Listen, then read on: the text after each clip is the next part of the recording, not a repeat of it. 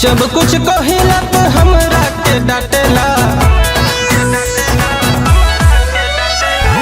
जब कुछ कहिला तो हमरा के डांटेला।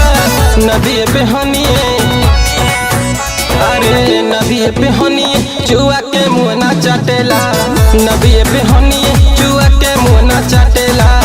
नदिए पे हनिए चुआ के मुँह ना चाटेला।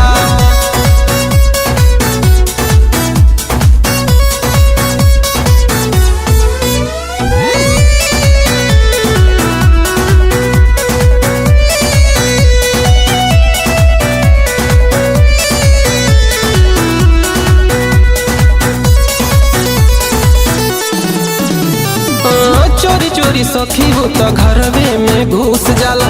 चढ़ल जवनिया के हमरो वो चूस जाला। हाँ, चोरी चोरी सखी हो तो घरवे में घुस जाला। चढ़ल जवनिया के हमरो वो चूस जाला।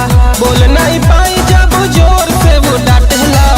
नदिए पे हनिए, अरे नदिए पे हनिए चुआ के मुँह ना चाटेला। नदिए पे हनिए चुआ के मुँह ना चाटेला। नदिए पे हनिए चुआ के मुँह ना चाटेला।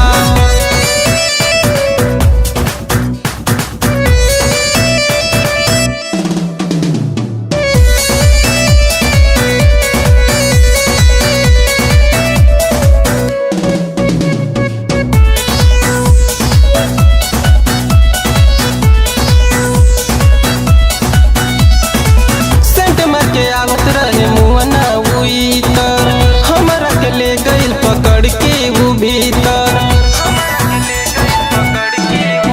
हाँ, सटमा के आवत रहे मुआना उई तर, हमरा के ले गइल पकड़ के वो भीतर। छछने लजियारा जब जोर से वो चापेला।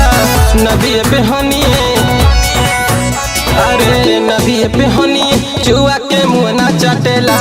नदिए पे हनिए चुआ के मुँह ना चाटेला। नदिए पे हनिए चुआ के मुँह ना चाटेला।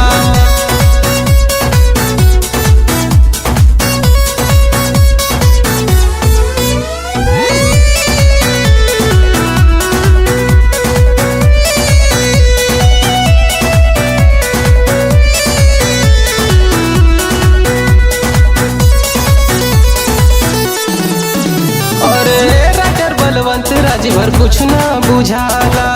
राहुल कुमार के भी कुछ ना सुझाला। हाँ, राइटर बलवंत राज भर कुछ ना बुझाला। राहुल कुमार के भी कुछ ना सुझाला। ऐसे उड़ेला पक्के ऊपरा माथेला। नदिए पे हनिए, अरे नदिए पे हनिए